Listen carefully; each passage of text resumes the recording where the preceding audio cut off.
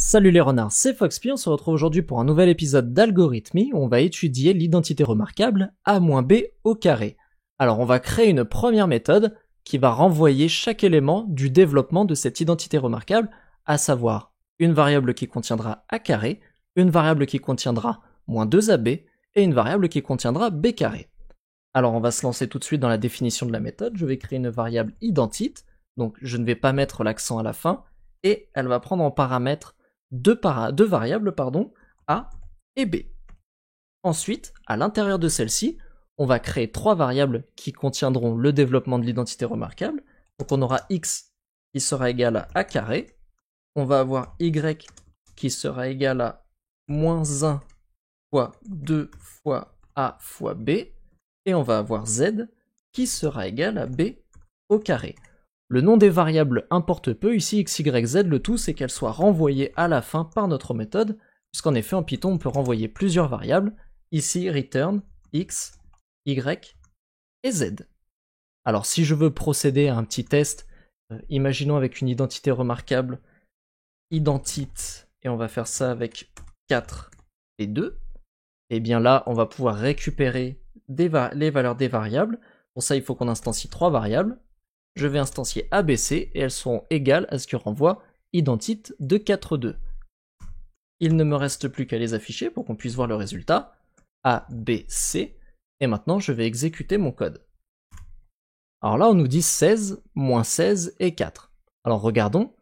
4 au carré, effectivement, ça fait 16. Ici au centre, on a moins 2 fois A fois B, donc moins 2 fois 4, moins 8, fois 2, moins 16, donc c'est bon. Et enfin 2 au carré, ça fait bien 4. Donc là, notre identité remarquable, son développement par notre méthode est correct.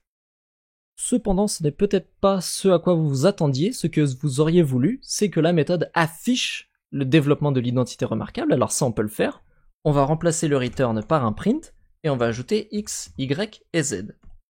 Juste en dessous de la méthode, on va reprendre identite pour pouvoir le tester. Donc je vais reprendre 4 et 2.